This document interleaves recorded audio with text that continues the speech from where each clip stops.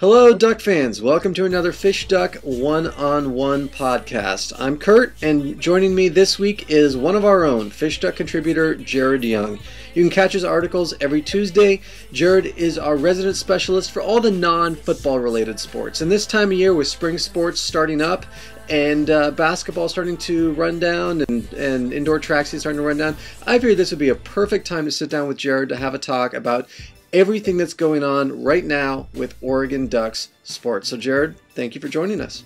Thank you for having me.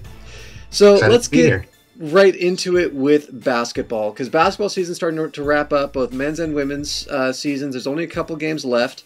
Let's talk about the men's team first, because they just got back from a Bay Area series where they really needed a win against Cal. Unfortunately, it didn't come together, but they did redeem themselves against Stanford. What were your takes on the Cal and Stanford games from this past week?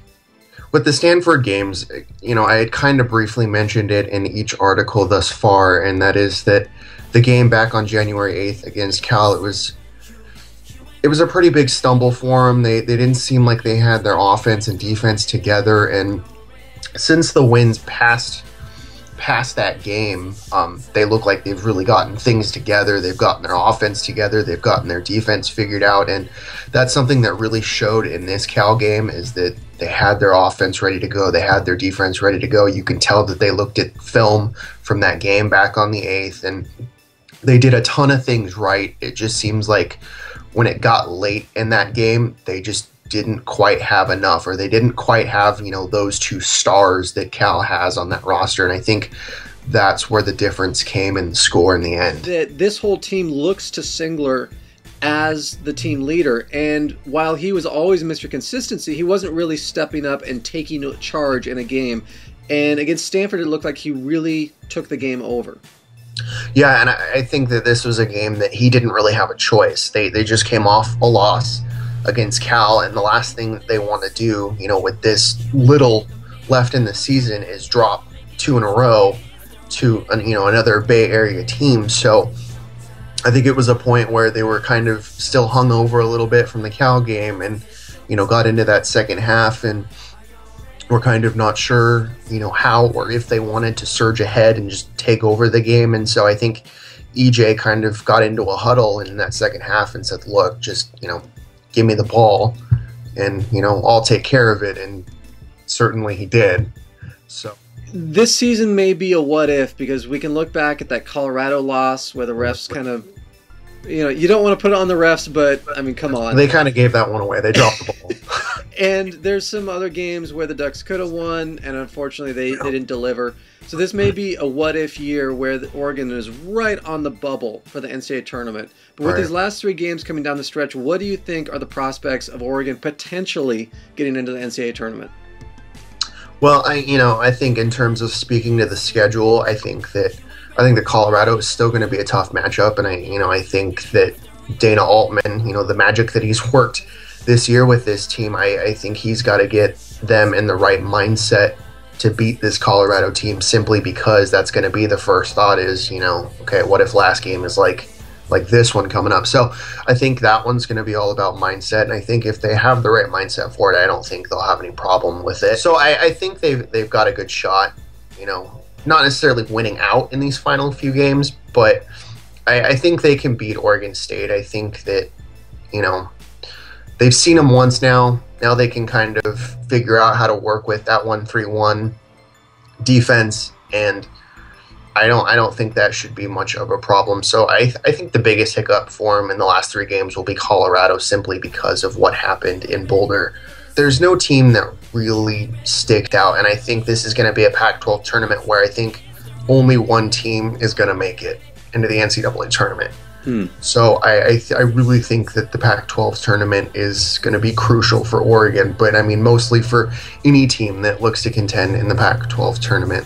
But what has been your take on the Oregon women's team this year, now that they also are facing Oregon State, Colorado, and Utah to close out the season? They haven't been given as much credit as they deserve because, you just mentioned Amanda Johnson. The problem with Amanda Johnson is she's been out these past couple of weeks with a pretty crucial injury. So the question became, how would this team perform without essentially their leader, their person that, really takes the ball in crucial game decisions and, does magic with that. But, in the transition, Jasmine Holiday has been absolutely amazing. I have no idea where she's come from, but she has really taken over that role for Amanda Johnson. I think she's taken over that role and she's gone, beyond expectations with what she's been given essentially. And it'll be interesting to see how they finish out the season because, certainly, again, with Amanda Johnson being out, to me anyway, they've surpassed expectations big time. It's been a rough season. I don't know that they'll make the NCAA tournament. Okay. Indoor track season is wrapping up right now. Mm-hmm. And the men's team is ranked 21st in the country. The women's team has been number 1. And the women's team, very quietly, is going on an unbelievable streak. They came into this season as back-to-back national champions, and they are in the driver's seat for potentially three-peating as national champs of the indoor track season. Vinla Lanana has done just an unbelievable job, particularly with this women's team. What do you think are the chances that this team does culminate in that and become three-peat national champions in indoor track? I think it's a foregone conclusion. I think that they're phenomenal. The runners that they have are just insane. And the one thing I think that you'll notice if you look at their roster and if you know anything about this team, these individual players just not only shatter records, but multiple of them have just shattered Oregon running records to a point where it'll be questionable if anybody will break their record. So this is a team that, in one word, is focused. They have that drive and they have that focus. I think their biggest challenge is going to be Texas A&M. They have one of the best runners in the country. So I think that'll be their only challenge. But outside of that, no, I don't think it'll be a problem at all. Now, how about the prospects for the men's team? They're currently ranked 21st in the country. Indoor track season starting to wrap up, and then it'll transition into outdoor track season, cross country, and then the U.S. Olympic trials will be held in Hayward Field as well. Yeah, I think the men have some very good surprises on their team, and I think that's something that they've always had. But from the men's side, the last few years, there's been those big superstars on the team, Galen Rupp and Weeding and Eaton. Who's the guy that people should be watching these days now?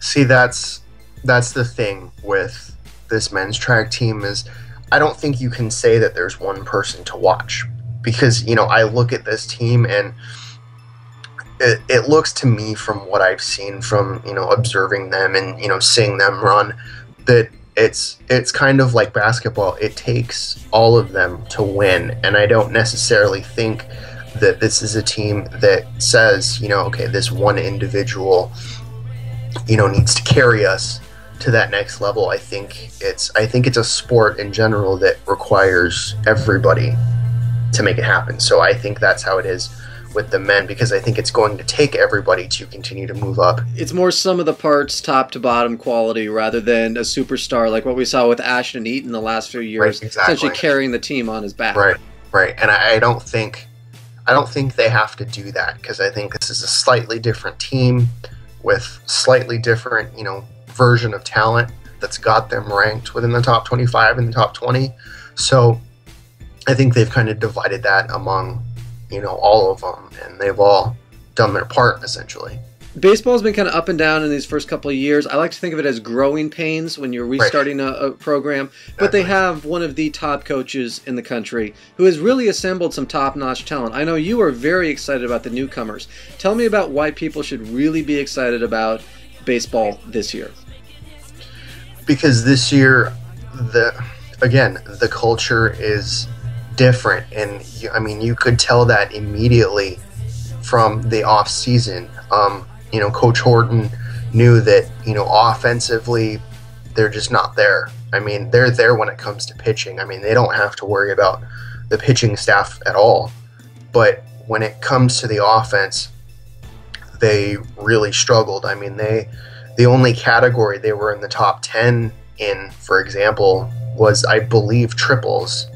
I mean, outside of that, they weren't quite in the top 10 within the Pac-12 in any of those categories. So I think offense was the big worry, and they started with that, with bringing in new hitting instructors and, things like that to help change the culture around.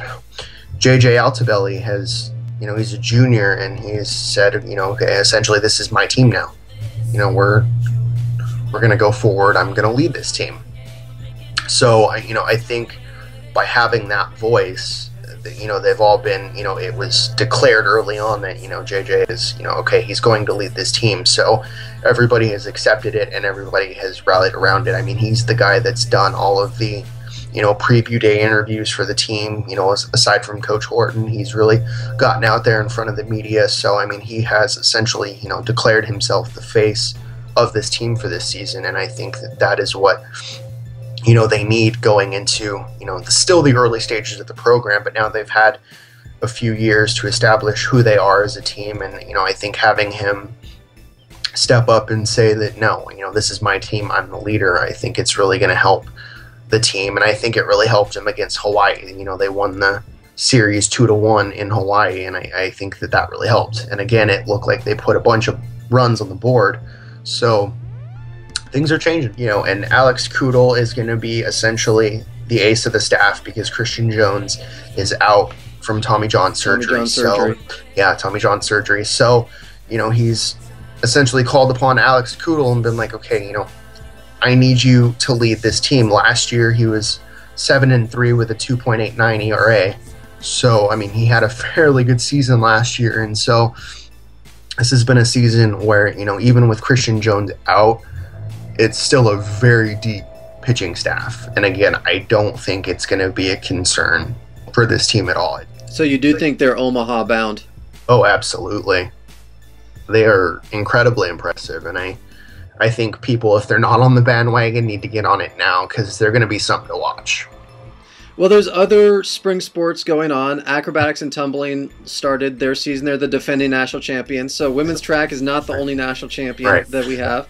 They won their initial meet at Matt Knight last week, and they have one more meet on March 3rd, and then the rest of their season is all on the road leading up to the Nationals. Tennis right now is 7-0, so that's terrific. And everyone's eyes are on spring football, of course, with the spring game coming up April 28th. Just your overall viewpoint on Oregon spring sports in general right now. I think spring sports just in general is, really working, and is something I think that, aside from football, obviously, is something that, the department is saying, we've got to put some time and effort into this. And I think over the past couple of years, it's really shown that they've been able to, divide up their attention and, resources into these spring sports, to where I think people, across the country, like, the big programs like the Floridas and things like that are going, whoa, that school out there in the Northwest is really starting to, take this sports thing really seriously. So, and it's not just football. I think that each of these teams have either one good leader that'll lead this team, or everyone has said, no, this is, a team sport, and we're all going to kind of push each other. And I think that is what the track and field team has done. They've got, they've got 6 people, I guess you can consider as team leaders, but what they do best other than running is pushing the other people on the team to be that much better. So, and I think, all the teams have that. Tennis has that, things like that, to where everybody pushes each other to be better. So, Jerod Young, thank you for joining us for this week's FishDuck One-on-One. You can catch Jerod's articles every Tuesday on FishDuck.com. Thanks for having me. Thank you for being here. Go Ducks. Yes, go Ducks.